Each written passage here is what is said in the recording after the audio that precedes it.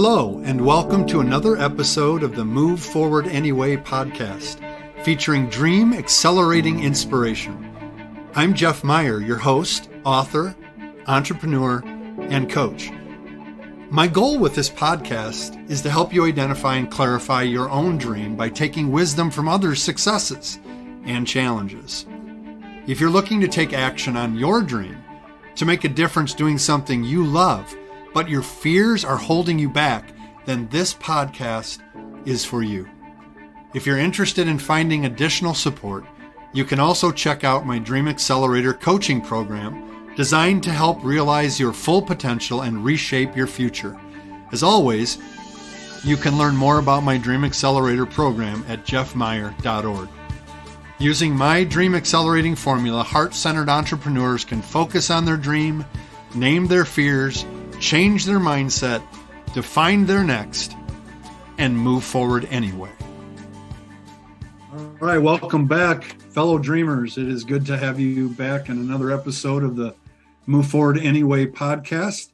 I'm excited to introduce you to this young man from Arizona, Tim Ahlman. Thank you so much, brother, for being on my podcast and for sharing a little bit of encouragement for people who are wanting some encouragement in their dreams and encouraging to pursue what God has put on their heart. So thanks again for joining us. Why don't you introduce yourself? Yeah, no, Tim Ahlman, husband, father, leader with the Unite Leadership Collective, pastor at Christ Greenfield now for about 10 years. I'm a third generation Lutheran Church Missouri Synod pastor. And I have big dreams for our church, multiplying not just churches, but leaders. And 20 campuses in 20 years is our kind of stretch dream right now. And with all of the leaders for those respective churches being raised up within our congregation. And so, it's an exciting time to be a Christian. Jeff, it's an honor to get to know you and be on your podcast today. So that's a very high level and I finished, I guess, my doctorate in organizational leadership. Man, getting across the finish with a thesis was a bear, but with the help of the Holy Spirit, obviously, and Christ's body, I got across a couple years ago, and I've been doing a lot of writing on the traits and characteristics of pastors who collaborate in mission. That's a mouthful, but the hypothesis is we should work together more so. And how do we fan into flame the dreams of others? Rather than just our own dream, obviously leading toward the big dream of multiplying disciples in anticipation of the return of Christ. Yeah, absolutely. So tell me the genesis of this dream. Where did it start for you? How did it get sparked in you to want to raise up leaders and leaders that will start ministries and start churches and collaborative work with the body of Christ? Where did that where did that dream start? Yeah. So I'll give you law and gospel. The law is that I sensed in myself this very early on that because of, the force of my personality. And if you talk about the Enneagram, Jeff, I'm a performer. I'm a 3. And so I've never really met a microphone or a stage that really freaked me out from my youngest years, which is just kind of strange. Also an athlete, as a football and baseball, basketball player in high school, and then played college and blah, blah, blah.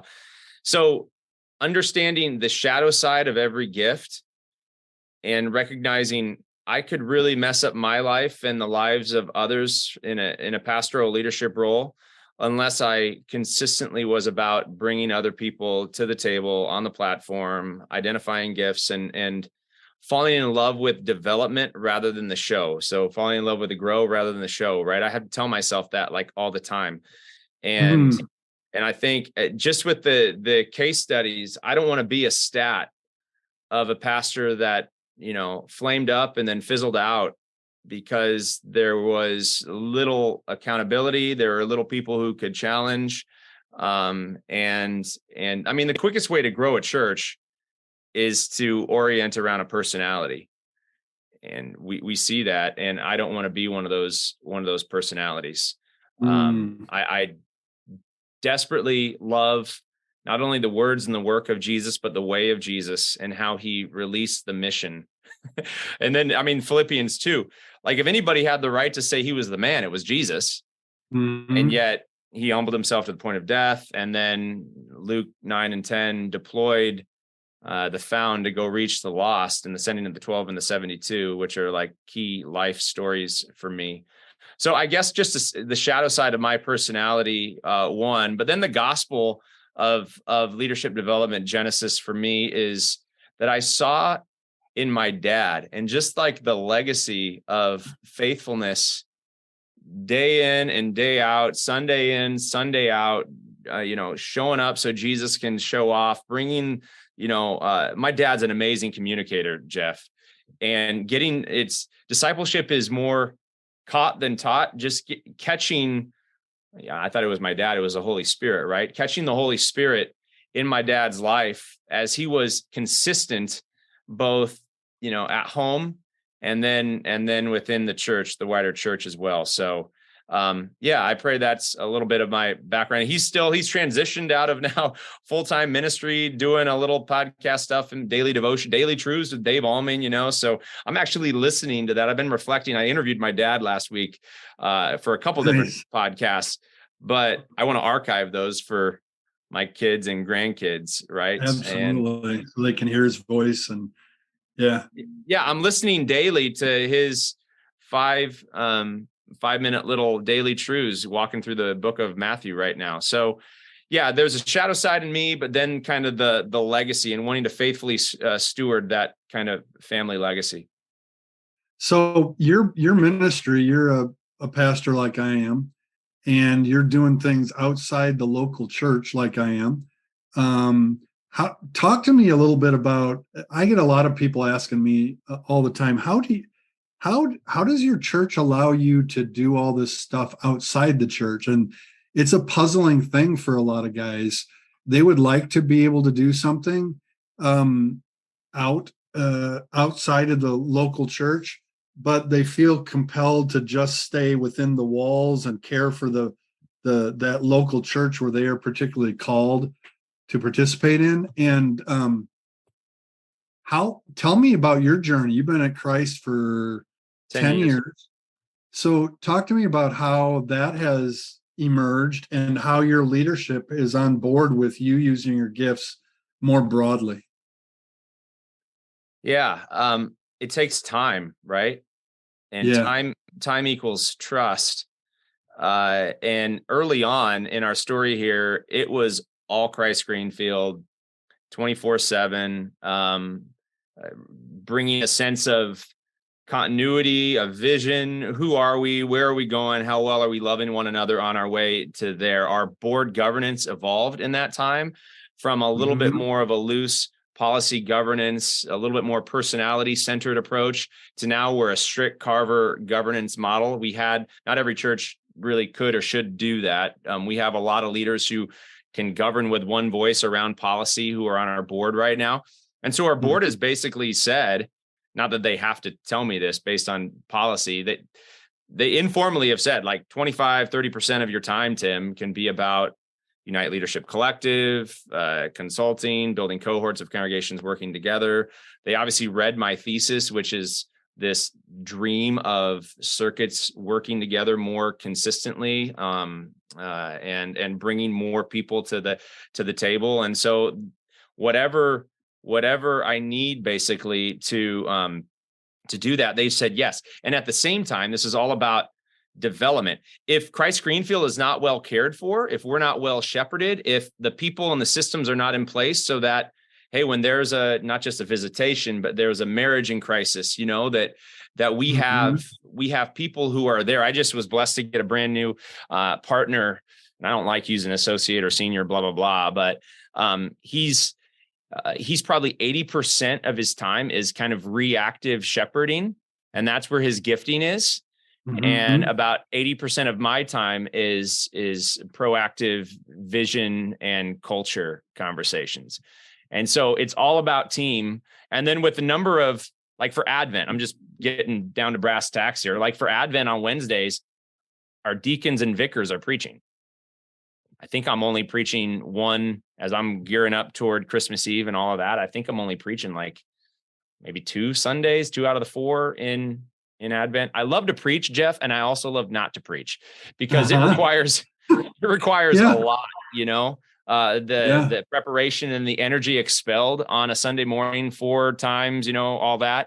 It's a big deal. So now to have a partner who's at our Gilbert campus, who's just an epic communicator of the gospel, that's so kind of freeing. So yeah, I guess I'm answering your question. It just takes time. And if the Lord has not put that in your heart, if this kind of apostolic calling has not been placed upon your life, like, don't force it. It's not your calling. Just be faithful to shepherd God's people where you're at. But we've not, unfortunately, set up the system where folks who have this kind of higher level church angst can both stay connected to the local church and then shape churches working together. So I don't have any desire, district presidents, not whatever, man. I think we lose our way when apostolic leaders are disconnected from the local church. And so I have the blessing to live that kind of dual reality right now. That's amazing. That apostolic calling is something I really resonate with. And I have found in my journey that it's been something that has caused conflict in people that are in the local church. It's caused conflict with my denominational leaders that want me to stay in my lane, which is a shepherding role. They've isolated the calling of pastor to a shepherding role. Your job is to preach, administer the sacraments, and visit people and take care of them. And that is not my calling. That is not what God has stirred in my heart to do. And so there has been a constant tension within this system with my calling. Have you experienced that too? Everything rises and falls on leadership. And by the grace of God, I am in a very healthy circuit and a very healthy district where my district. So just so the listeners understand, a circuit is a regional, local collective of churches, 7 or 8 in a city. We have 7 in our city in Madison. And a district is statewide, or sometimes because we have multiple, we have so many churches in certain states. Some states have divided, like we have North and South Wisconsin. You have a Southwest region. And so it depends on the particular leader of that district as to what is approved, blessed, encouraged, or trying to squish and push down. And so, yeah, thanks for letting me interrupt you there. Go ahead. Yeah. So our district president, Jeff, a regional guy, says we're a connector, and the district does some things for local churches, but we're going to connect to a number of these auxiliary ministry organizations like Unite Leadership Collective or 5-2 or Link. These are other within our denomination, other groups, entrepreneurial groups who are working to really, when the rubber hits the road, what does the pastor and the church need to help take their next step to grow in health and maybe multiply disciples and ministries. So we're at the table as one of the menu of options as our church body hears, and we don't feel like we're competing with, like, the districts is doing this or these kind of outside the church people are doing that. Like, we don't play like that in our region. So praise be to God. And I lament that in some regions, those who have been placed kind of as that bishop over, dozens and dozens of churches may not share that same heart. That's a bummer. Yeah, it is. It's very unfortunate. So when you have, let's just back up and let me ask it this way. Have you experienced resistance to your dream? And resistance can be external. It can also be internal. Talk to us a little bit about the resistance you have dealt with in pursuing your dream of seeing collaborative work, seeing leaders multiplied. You're talking about vicars and deacons preaching. Well, that kind of effort here got me into hot water. It wasn't blessed. So what kind of resistance have you experienced? Yeah, so I'll start internal, then I'll go external. imposter syndrome, which is the voice of Satan. Like, who are you? Like, what are you? Yeah. You don't have anything to offer. Like, no one's going to listen to you, man. Like, you've got, if people really knew, like, the shadow side, the mask, being a performer, who is the real you? Are you the real? So yeah, I mean, there's resistance internal all the time. And then external resistance right now is twofold. One is a lot of pastors and churches, as we come alongside to listen and learn, are pretty apathetic and overwhelmed. And the overwhelm has led to this kind of general apathy. So like with engaging churches, it's a slow go in terms of building out the networks of churches that can work together. We experience this incredible growth, not just numeric, but from a culture perspective, in working with Leadership Network and their accelerator, a year-long experience of churches coming together every quarter to take the right next steps and building their leadership development pathway. And so we were just like lit up on this. Leadership Network gave us their blessing. Here's kind of the curriculum. You make it your own in your own denomination. And to actually live out collaboration between churches and building systems that could be shared between churches, the resistance with a lot of pastors is, one, well, we already have our discipleship's organic or something like that, which is like, nah, there's little intention when you say organic, bro. And then two, there's this insecurity. Like, I know I should be doing this. If people really get under the hood, like, so I feel shame maybe. So yeah, it's a slow go in building trust between congregations. It does not happen overnight. And then some other resistance in our denomination is denominational leaders being wedded to the how we form disciples, rather than being open to new ways that we're kind of pioneering right now. We can be institutionally seen as a threat.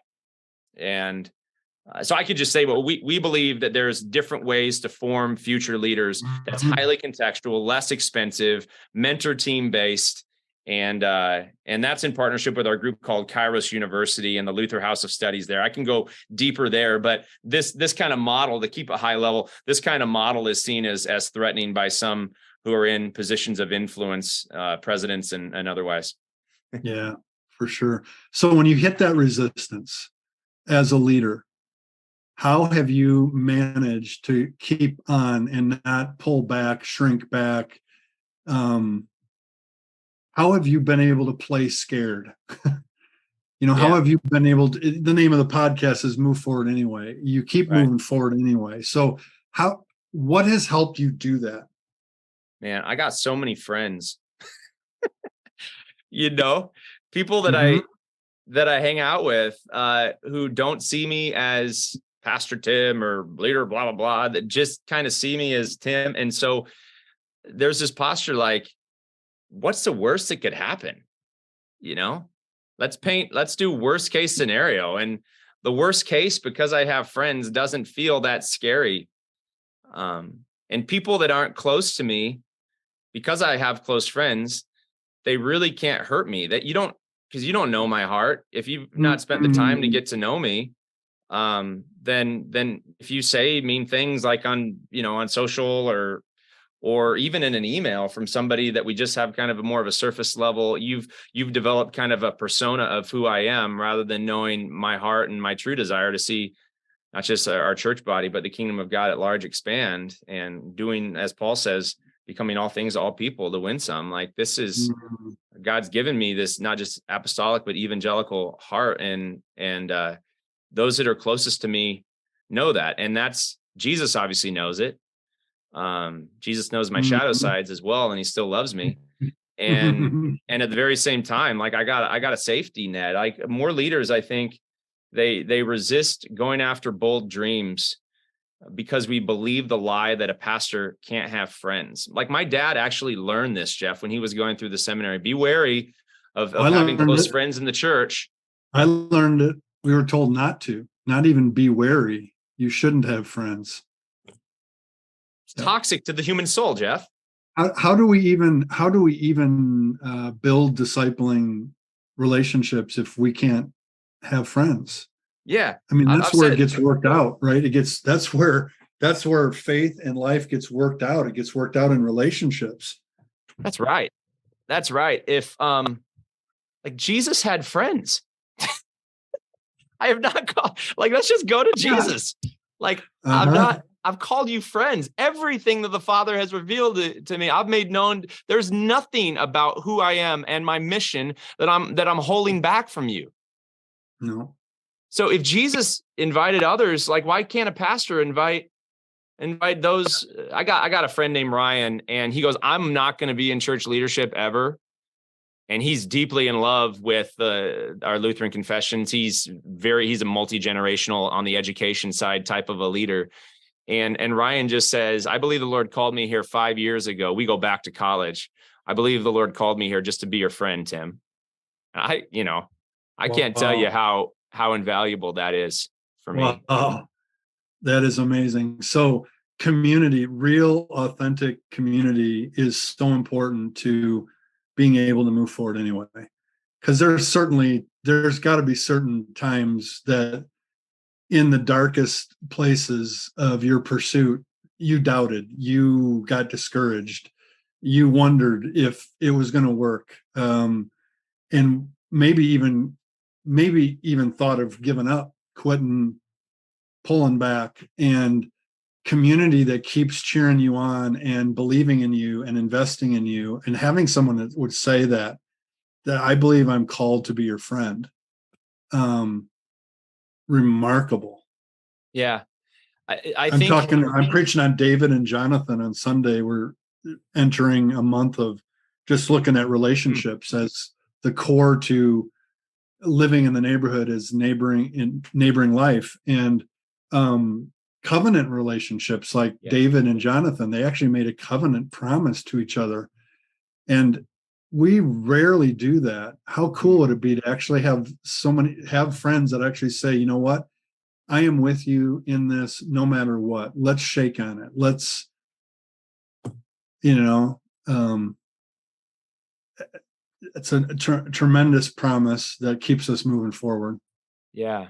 Yeah. And to give some language to pastors maybe, or just a leader in general who feels isolated, just pray and ask Jesus. They're in your corner, and ask Jesus, ask who could I invite in simply as a friend, and then go to coffee, grab beer, whatever, go with that person and say, hey, I just feel from time to time like in a glass bubble. Ministry can certainly feel like a glass bubble. It's a kind, friendly bubble, but I just feel like I don't have anyone that I can really just talk to. So could we covenant to just be friends and not necessarily partners in ministry here? There are so many lay women and men who would love to do that for senior leaders, or for any leader. Hopefully that's kind of helpful language. Yeah, that is great language. And not only for pastors, but for anyone who's pursuing a dream. Yeah. You don't do this pursuit alone. There's just no way.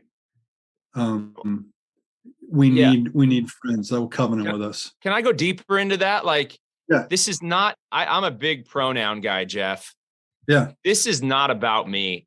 This is about him. And then it's about our work together.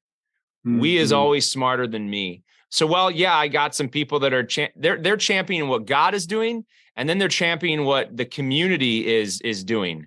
And I get to play a very small part in God's grand vision. I don't have my grandpa's voice. Don't get the big head, son. This isn't about you. He would say that after a football game. I was a quarterback or whatever. Grandpa, you see, you did good. Good thing they caught the ball, right? Good thing they blocked, right? Right. So it's not about you. It's about Christ. And the last point on this, in terms of the dream, I really view whatever Jesus is doing in us as a part of the infinite game that really has no end into the day, the big D day, when Jesus returns to come. So in the infinite game, Simon Sinek, my desire, you should look at the book, but I'll give you the basic tenet. My desire is not to win. My desire is simply to stay in the game and run with perseverance the race set Keep out playing. for me. Yep. So that gives, like, there's no end, like, and I'm never going to arrive. And that kind of frustrates people, I think. But in my mind, it's this building up, and it's the kingdom of God, being built in anticipation of the fullness of God's kingdom coming on the last day. So that's amazing. It just keeps going. The goal is to keep playing. It's not to win. Yeah. We talk about this in Neighboring Life. The goal is not to convert. The goal is to just continue the conversation. That's right. Right. And the Spirit does the converting. Kind of the same thing with the dream. If someone's thinking about this from outside of a Christian perspective, and you're thinking about your dream, it's to stay in the game, and to continue to play the infinite game, not just win. Because if that's the goal, then, man, I remember, I think it was Brett Favre after he won Super Bowl. It's like, that was the whole goal. That was the whole goal, to win the Super Bowl. Who am I? Monday after, and the Monday after that, he's like, what's left? What is there? And it was just an emptiness after the big game. You have arrived, but there's more, right? There's so much more for athletes. Make it to 30 years old professionally, and then you're done, then what? So we're in this thing for life, and we have to find a way to continue to play the game, to continue in the conversation. My one of my favorite verses, and I bet you'll like this one too, is Romans 5. Love Romans. And we've been walking in a series right now through it, but Romans 5, 3 and 4, and rejoice in your suffering. Isn't that, or glory in your suffering, the struggle? Knowing that suffering produces perseverance, character, and hope doesn't disappoint, because it's rooted in the hope giver. His name is Jesus, the crucified and risen one. So in our world right now, I think for leadership, just think of it in reverse. When a dream doesn't get, you have this vision of something happening, but then it doesn't get realized, you lose hope. And then sin is what? Man curved in on him or herself. My character becomes all about me. You give in to all of the isms, right? The hedonism, the consumerism, materialism. You go after all these small g gods. Your perseverance wanes. And then you could even view suffering as God turning his back on you rather than God shaping you. So I really am learning, I think, with the Apostle Paul, I'm learning to rejoice in resistance or some form of suffering, knowing God's doing a work in me that will never be completed until he returns. And I hope for that day, That's so otherworldly, though. That's also a gift given, right? We can't get there by trying harder. Nope. I want to rejoice in suffering. I got to try harder. It doesn't work that way. But so I want to zero in on Kairos and United for a minute.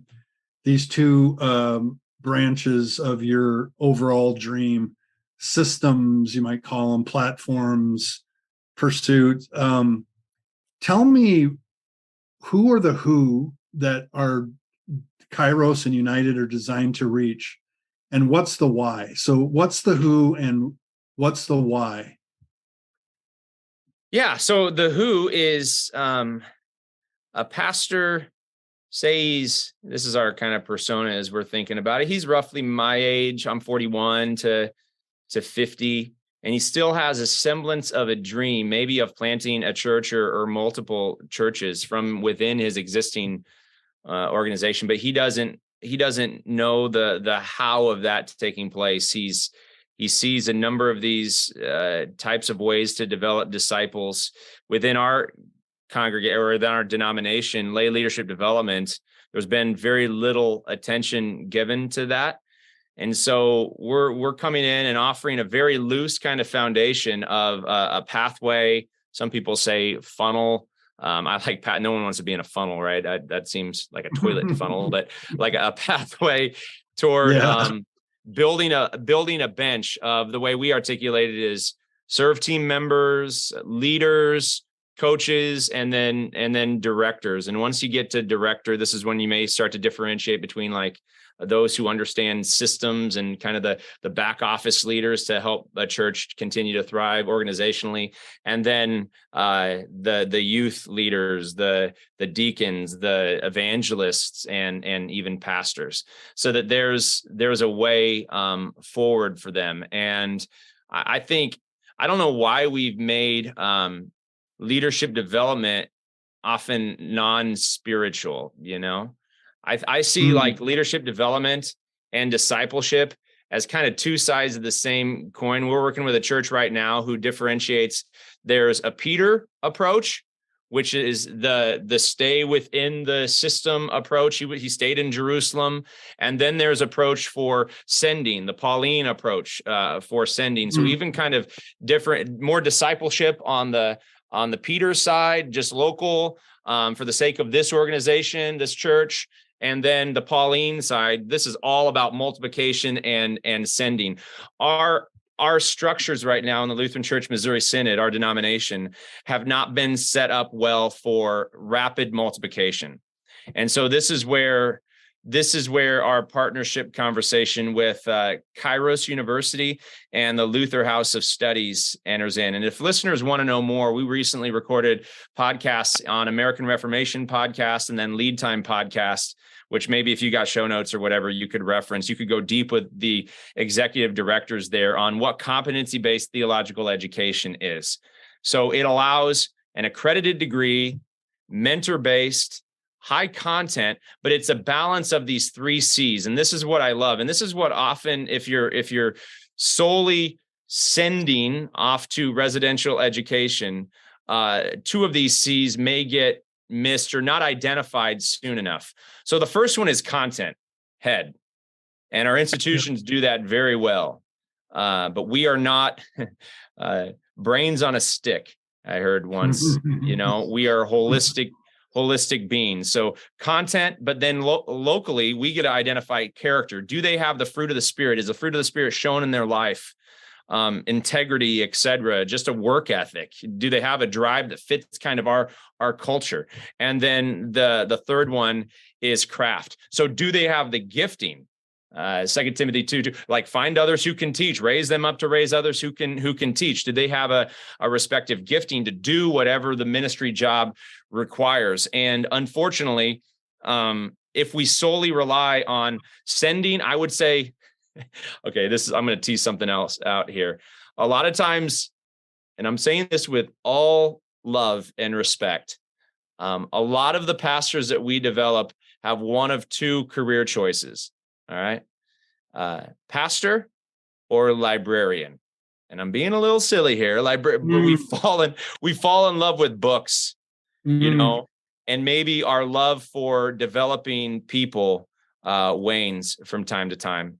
And so that's a little bit of the big vision. And now we're basically running a pre-seminary to seminary program out of our church. I have 5 bivocational vicars right now. We're hoping that they get colloquized into the Lutheran Church Missouri Synod. They're going to be amazing bivo. Many of them can be vocational pastors in time. But again, the resistance is it's seen as not collaborative, not partnering with the current institutions, but competitive with. So yeah, that's a little bit more of the why. We do consulting, we bring cohorts of churches together, and then once they develop their upward draft of leaders, there's a certification pathway for them as well in partnership with Kairos and the Luther House of Study. Wow. That's a lot. That's a lot to take in. Sorry. Tell me why this is so important to you to do this. Why are you doing this? What gap in the current reality of things are you filling? What problem are you solving with this dream? Yeah, I don't think we've really understood the apostolic calling placed upon the Apostle Paul's life. That in his last moment, he's dying in a Roman prison, going to be beheaded here soon. An awful experience, awful way to close your earthly life. he's writing a letter to one guy, Timothy. Mm-hmm. And my vision is, and I don't know if leaders articulate their life mission. I've been placed on planet Earth to disciple, discover, develop, and deploy hundreds of pastors who multiply the gospel through millions in time of other leaders, multiply the gospel to millions of people. So from just a few, in my life, I've been blessed right now to partner in discipling about 30 vicars, both internal and then according to our normal model. Could that get well over 100 in the next 20 years? And could they have, not all of them, but could many of them have that same sort of apostolic heart? So the bigger why is, I think pastors have been removed from leadership development all the way up to ordination. And I think that grieves the heart of God. Mm. And there's a world in need, there's a world to reach. And we're not gonna reach them without multiplying and exponential multiplication, right? We're not going to do it by addition. Nope. Or in our case, subtraction. Wow, that's great. Well, keep it up, brother. I'm proud to be on board with you and to be in your camp. And thanks for this time. I want to ask two last questions. This next one is, what do you want to say to someone who's listening to this that has a dream but is a little bit afraid, or their internal resistance is keeping them from taking steps forward, but the dream won't let them go? It just keeps gnawing at them, but they're not taking action. What would you like to say to them today? Find a way that you can clearly articulate it. I think to be unclear is to be unkind. And I think a lot of times the vision is there, the deeper why is there, but we've not clearly articulated it. And it doesn't have to be a what necessarily. I think it really is about the driving why I was put here. Find a friend who can help you put down what is in your heart, and then put it somewhere that you can kind of see it. I've got, in my world, in my bedroom closet area, where there's a board that kind of talks who I am right now, and just be drawn back to that consistently. And then so then habits. Are you one who is every single day getting one? Do you have a growth mindset, getting 1% better toward that dream? The whirlwind of life, it's going to capture you. But in your day, in your week, is there a habit of, I'm doing at least something or a handful of things that are fanning into flame that like bigger dream that God placed in my heart? And because like I said, I'm about 30% right now, kind of living in that extra church reality. That's where I feel like I'm in my sweet spot. It was just 2 to 5% for a while, but I'd talk about it a lot with my friends, and they would help hone it. And then the last word is, the perfect love of God casts out fear. Like, fear is a lie. Fear is from Satan. It really, and I'm not bringing shame here, it should have no place in the heart of the follower of Jesus. We acknowledge it. We know Satan's attacking us. If you have a big dream to reach people with the gospel, you got a bullseye in your back. I get it, but greater is he who is overcome the world and he who is within the world, so Jesus is above, he's within. Don't be afraid. Move. Yeah, love it.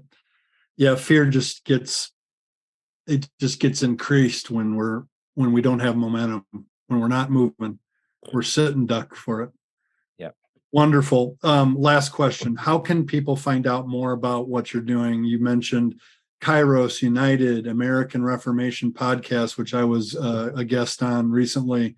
How can people get a hold of you and find out more about what you're up to? Yeah, uniteleadership.org. And we're on all the social media platforms as well, YouTube and Instagram and Facebook and whatnot. It's growing, it's small. It's small right now, but it's growing. I don't really monitor a whole bunch of that. We got people on our team. We got a couple women who are these crazy, dogged, tenacious leaders who are keeping on with all that kind of stuff. Well, I get to have awesome conversations with leaders like you and many others. So there's a team of people that every single week are getting together to talk about congregations, put together the next accelerator, and talk with individuals about the Luther House of Study. So uniteleadership.org is the best place. And there's a little get started. If you just go there and fill in your information or the information of your congregation, we'll get in touch with you very soon. Awesome. So it's uniteleadership.org, not United Leadership. That's right. Unite Leadership. No D. Unite Leadership. Okay. Awesome. Brother, thank you for your time. Be well. Can't wait till we actually will meet face to face. Yeah, likewise, Jeff. Yeah. You're a gift, bud. You are too. Keep it up. Proud of you. You too. Hey, fellow dreamer. I hope you enjoyed today's episode. Head over to my website, jeffmeyer.org, for all of the show notes and links. And when you're ready to move from overthinking about your dream to actually taking action on it, consider joining the Dream Accelerator community. Our clients are getting crystal clear on their dream with our Dream Generator Vivid Description 5-step process. They're discovering the truth about fear and how to use it as fuel to take courageous steps in the right direction. And most importantly, they are walking a clear path forward because they have made an investment in themselves to confidently realize their dreams. The results are so inspiring. Having coaching and companions on the dream journey is crucial. Remember, fear will come, fear will stay. Move forward anyway.